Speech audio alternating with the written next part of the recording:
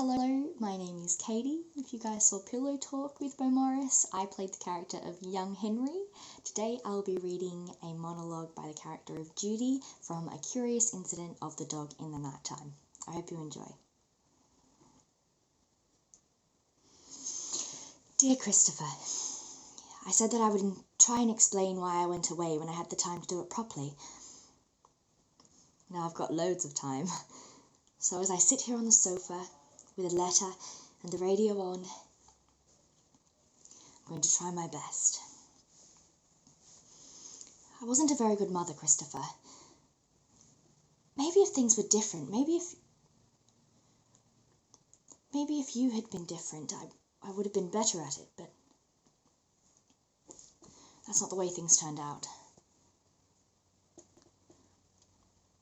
I'm not like your father. Your father is a very patient man.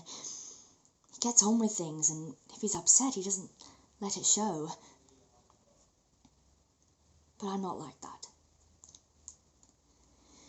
And there's nothing I can do to change that. Do you remember once when we went shopping in town, and we went to Bentl's because we had to get a Christmas present for your grandma? You were really frightened because of all the people that were in the shop. It was in the middle of Christmas shopping time. That's why everyone was in town. I was just talking to Mr. Land, and he was working on the kitchen floor, and we went to school together. You crouched down on the floor and you put your hands over your ears, and you were just in the way of everyone, and I was so cross because I don't like shopping at Christmas time either. I told you to behave, and I tried to pick you up and move you out the way, and you just shouted and knocked the mixers off the shelf, and there was this big crash, and everyone turned around to see what was going on. Mr. Land was lovely, but there were boxes and bits of string and bowl all over the floor, and everyone was staring, and I noticed that you had wet yourself, and I just got so cross. I just wanted to pick you up and take you out of there, but you were laying on the floor screaming and bashing your hands and feet, and then the manager came out and he asked me, what's the problem? And I was at the end of my tether, and I had to pay for 2 broken mixers, and we just had to wait for you to stop screaming.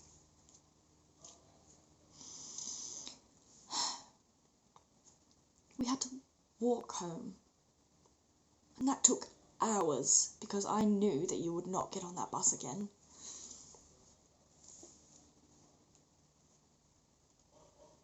I remember when I got home, I just cried and cried and cried, and your father was lovely at first. He got you supper, he put you to bed.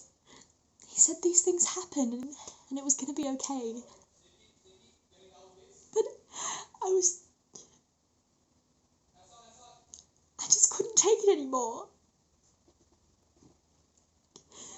And eventually he got really cross, and he said I was stupid and I needed to pull myself together, and I just hit him.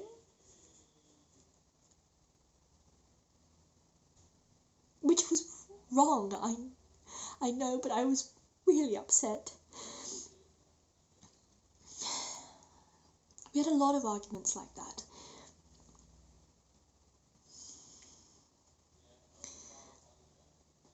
We had a lot of arguments like that because I often thought that I couldn't take this anymore. And because your father is so patient. But I'm just not. I just get cross, even when I don't mean to. We eventually just stopped talking very much because we knew it would always end up in an argument. That was very lonely. I was very lonely.